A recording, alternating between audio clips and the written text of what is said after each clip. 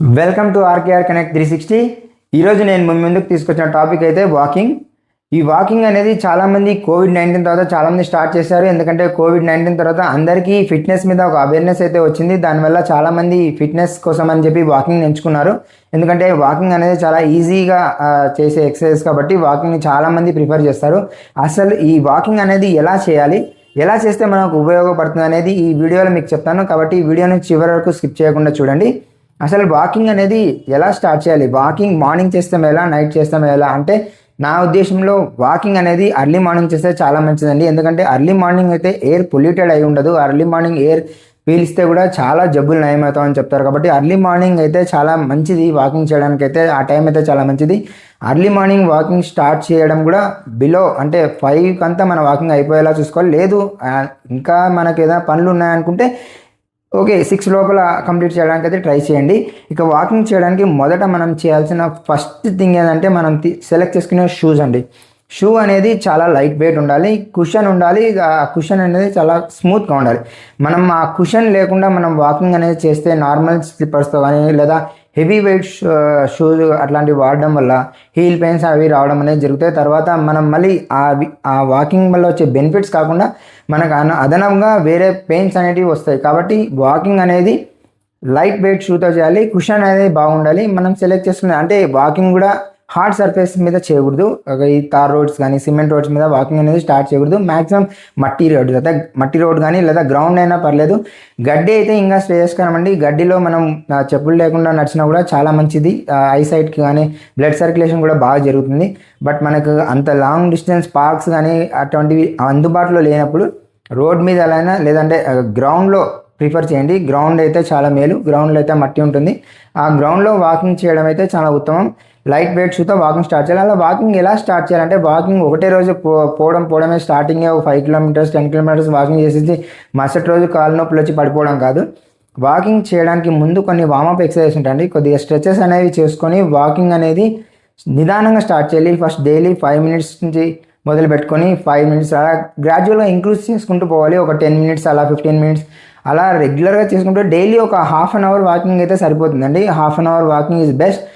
అలాగని half an hour walking చేయాలని చెప్పేసి ఒక 4 వెంటేసుకొని ఆ 4 పాలిటిక్స్ మాట్లాడుకుంటూ అంటే మేల్ పర్సన్స్ అయితే పాలిటిక్స్ మాట్లాడతారు. ఇంకా లేడీస్ అయితే కన్నా ఆ సీరియల్స్ కానీ ఆ వంటల గురించి మాట్లాడుకుంటూ వెళ్ళిపోతుంటారు. అలా చేస్తే వాకింగ్ ఏం ఉపయోగం ఉండదండి. ఎందుకంటే వాకింగ్ అనేది ఒక బ్రిస్క్ పేస్తో చేయాలి. అంటే ఆ పేస్ ఎలా ఉండాలంటే మనం నడిచేటప్పుడు మాట్లాడగలగాలి కానీ పాట పాడలేం. అంటే అంతవరకు మన బ్రీత్ ఉండాలి.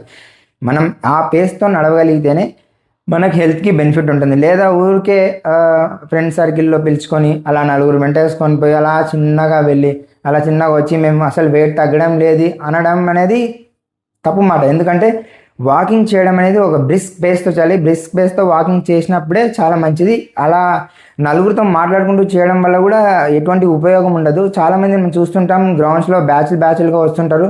వాళ్ళందరూ కలిసి ఏదో టాపిక్ డిస్కస్ చేస్తూ వాక్ చేస్తారు. అలా వాక్ చేసి అలాగే వెళ్ళిపోతారు.